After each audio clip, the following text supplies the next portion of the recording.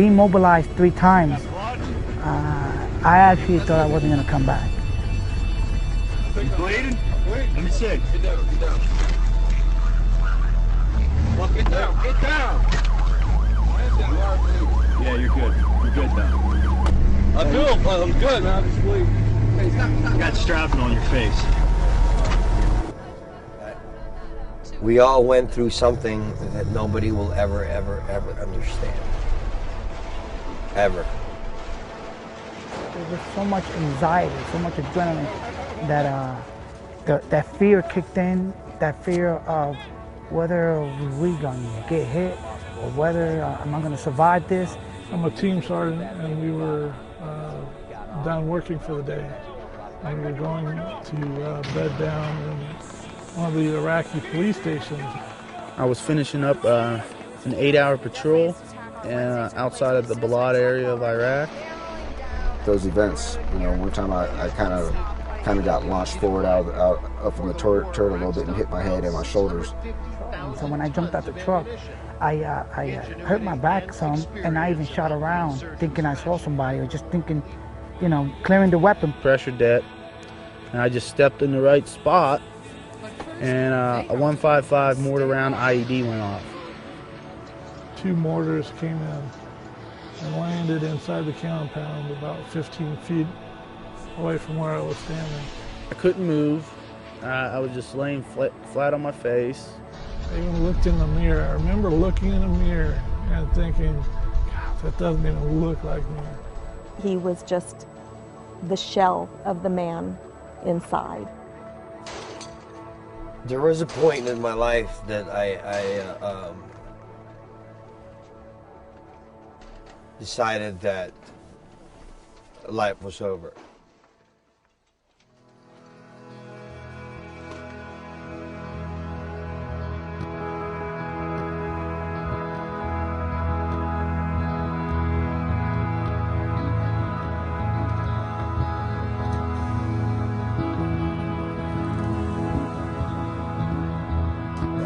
Started talking with a number of military medical installations around the country to try to secure a number of young men and women who've served in Iraq and Afghanistan, and I think we ended up having about 56 applications for traumatic brain injured service members who were interested in the water sports camp.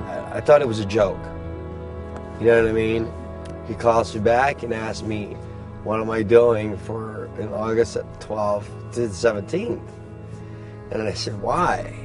I said, dude, you're going to Idaho. You're coming out to Sun Valley, and we're just going to have fun and get together and, meet people that are also disabled. So when we heard about the program, it was too good to be true.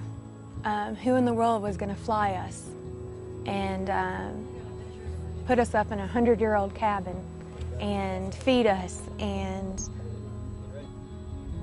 show us that we matter? It was really quite interesting. It was really quite a dynamic group. Each event that we have is always really powerful, but this one specifically, I never think it's going to could be any better than the last one. It worked out really nice because they all were in the same airport waiting for their flight to Sun Valley, so they immediately bonded. We come together because we all experience the same thing, so we know what each one's sort of going through. We can relate to each other instead of the guys that are still in the Army can't relate to us anymore because they're just like, oh man, I'm sorry it happened to you and sorry about your luck, you know what I mean? I see myself as being a little bit more comfortable around people that have gone through the same stuff as I have.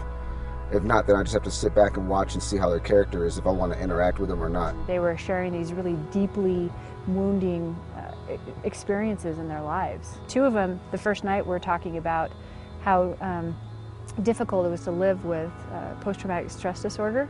They experienced so much trauma at home and not being able to sleep and feeling so inadequate, not like the men they used to be. And the fact that they were there together, they were able to kind of feel more comfortable at peace to let this all go.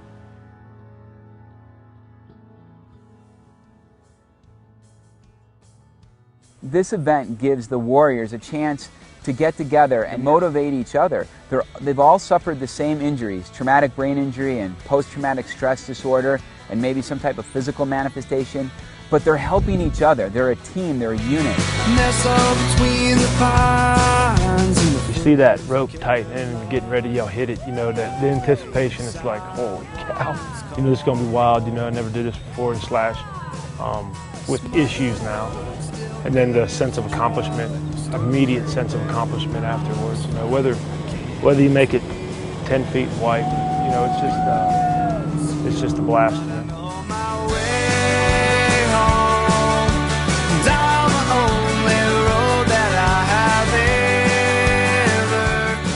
One of the things that we want to do is have them learn sports they haven't tried or relearn them. And so this water sports camp was all about learning water skiing and sit skiing and wakeboarding and paddle boarding and canoeing, kayaking, rafting, and even for fun, tubing. Pretty amazing with a couple guys in particular. There's always, after you've had all these injuries and you've been learning for the last 5 years what you're not able to do anymore, and having doctors tell you, oh, don't do this, oh, you can't do this, and let them know that it's okay to try these things because they're with professionals that know how to keep them safe while they're trying it. So you just got to kind of nudge them and get them out there. In particular moment I'll never forget is with Q, and before he came out here, Bert, our higher ground coordinator, was talking to him on the phone, and he was always really enthusiastic about coming here, but he just didn't think he was physically able to do some of these sports that we were offering, and he just said, wow, if I could stand up and water ski just even for a few seconds, that would be life-changing for me. Before you knew it, I was on a ski in the middle of the lake doing what usually normal people do, and it was overwhelming. It's hard to explain the joy of the accomplishment.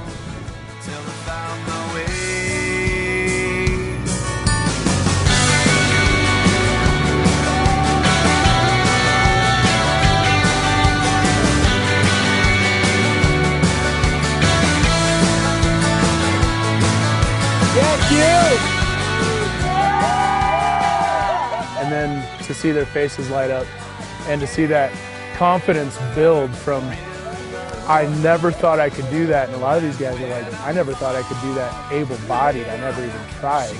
And now I'm able to do this after my injury, and it just, the confidence boost that it gives me. Get over here.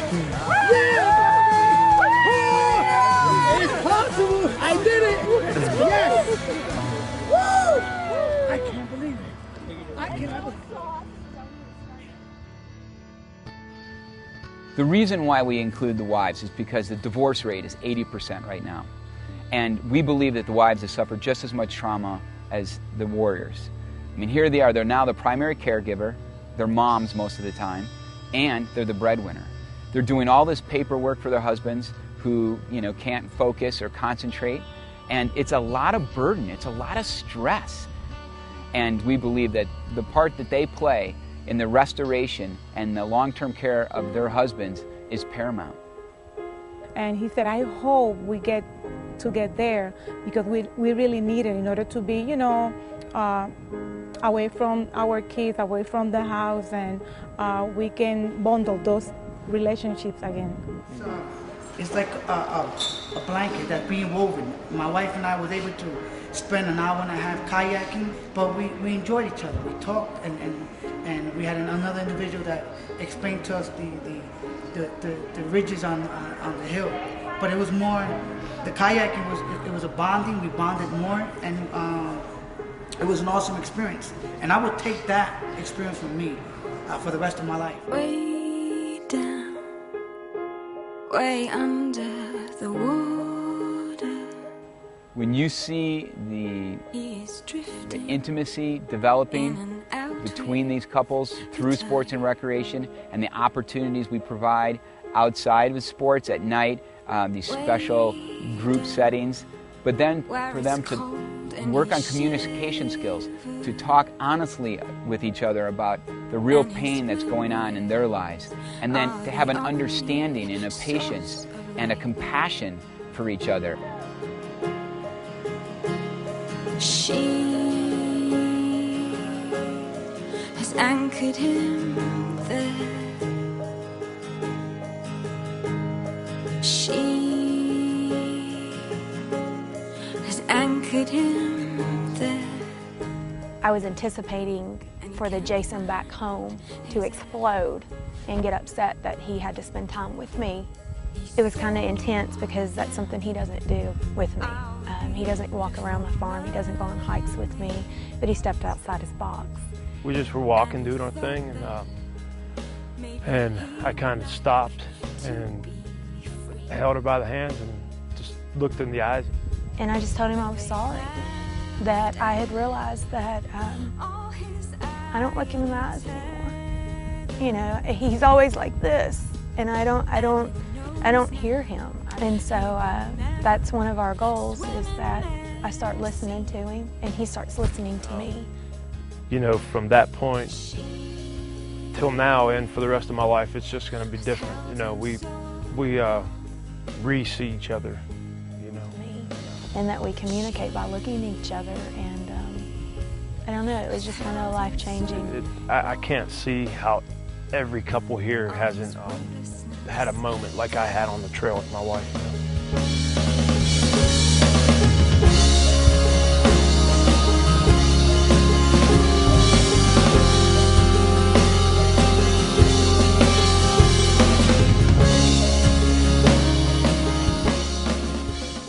I just thought it was just going to be fun. You know, little did I know it was going to be like this therapeutic. And for the first time, it wasn't about hunting. It wasn't about fishing.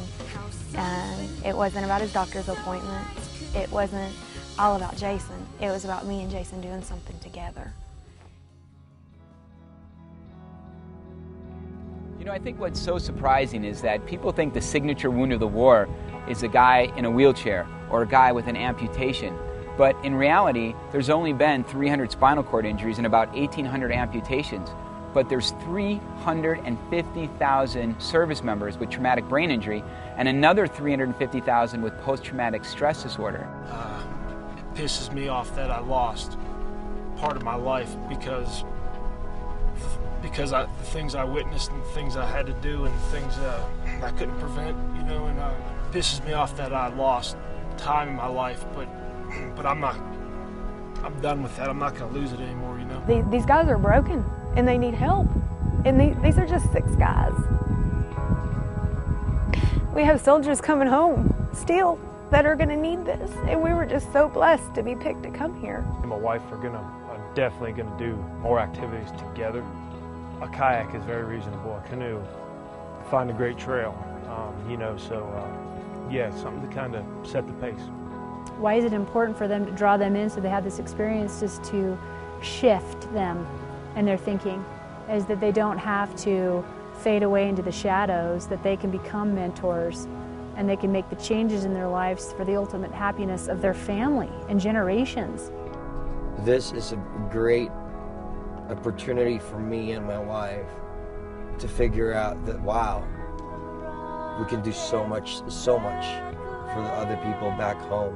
We intend to utilize everything that we've learned. I've learned, he's relearned here at the camp. Going home, I just want to have a better outlook on life, you know what I mean? I know I can't ever do what I used to do, but I know I can still do some things now, you know what I mean? I don't have to just sit there and watch TV all day long. I know I can do something, you know what I mean?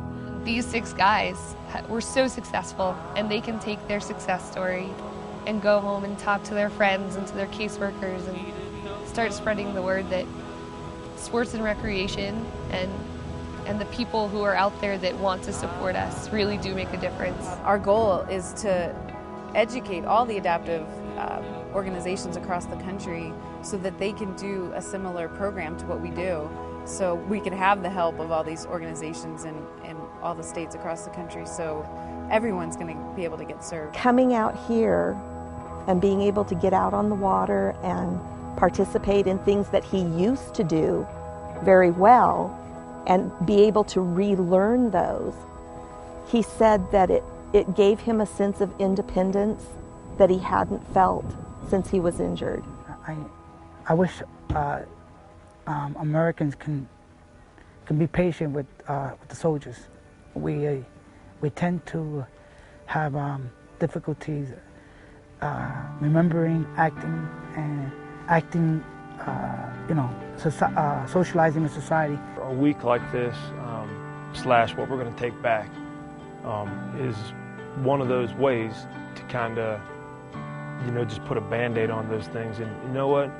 I don't know if it's true. A therapist might say I'm totally wrong, but I like to think if I keep putting Band-Aids on something, that's positive, hopefully, just kind of goes away or eases up a whole lot, We're going to put the weight that we have riding on our soul and riding in our minds and the weight that we have in our life, and we're going to take all that weight and we're going to put it on this rock. And we're all going to close our eyes and we're going to feel that energy, that negative energy, that I can't, that I'm not, that any other negativity that we have. And we're going to feel it go down the back of our brains, down our spine, down the back of our neck, through our shoulders, through our arms, and we're going to put that energy through our hands and into this rock. And we're going to feel this rock get heavier and heavier and heavier. And we're going to put all that weight on this rock, and we're going to stand up, and we're going to feel all that weight, and we're going to throw this into the lake.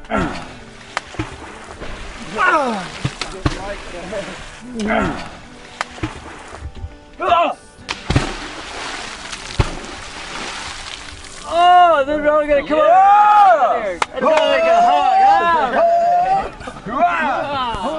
Okay, who's swimming home?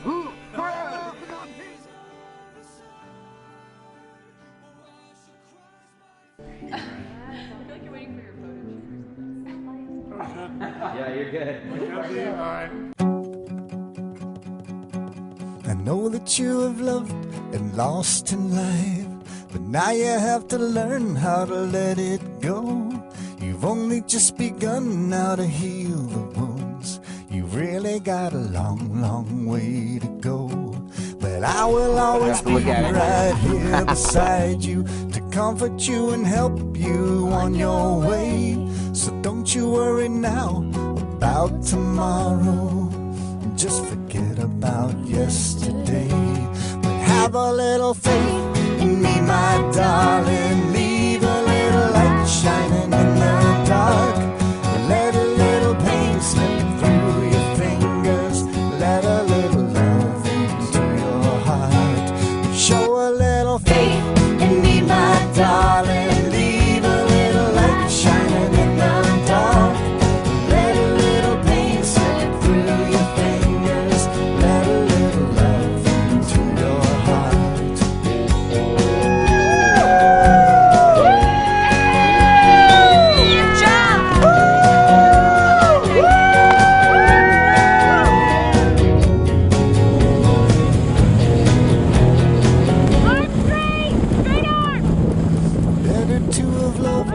Lost in life than never to have loved anyone at all.